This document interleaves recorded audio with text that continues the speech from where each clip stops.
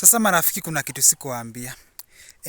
About hii area ama hii county, most of tuseme environment yenye imekaribia zile mlima ziko huko mwenye mnaona mawingu, kuna mlima. Sijui kama mnaweza ona.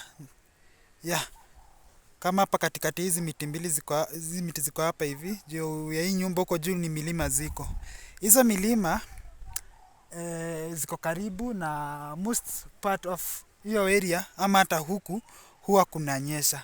Sasa mostly huwa kuhitajiki kitu kama fridge. Yes, fridge ni ya muhimu na ikana maana, lakini vitu mingi ni baridi. Sasa huku hivi majirani ama watu wanaishi huku mostly huwa hawatumii fridge. Hata chakula ukiweka haiwezi haribika juu kuna baridi. Kama maji saa hii ni kitu almost saa 8.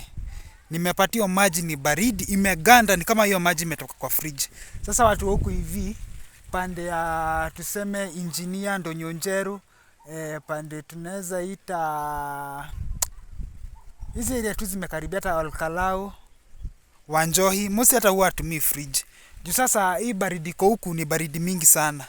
Na mosi hata tuseme ikifika saa ya jioni, watu wanakunywa chai sana huku juu maziwa ni mingi, tena chai inasaidia kukeep warm. Sasa mtu anakuwa na energy kwa mwili na inaongezea kitu inaongezea joto kwa mwili. So huyo mtu hawezi sikia baridi. So hizi area ziko huku hivi karibu na hii mlima, hizi mlima za Aberdare huku huwa hatumii fridge. Lakini kuna maeneo place kadhaa huko hivi, naweza sema kuko na fridge kama kwa mfano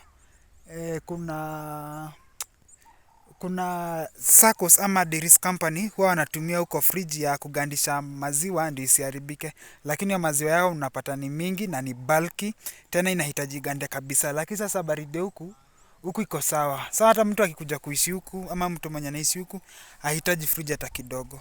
So hewa ni safi huku hivi na life ni smart, life ni sweet kabisa huku hivi hii maeneo.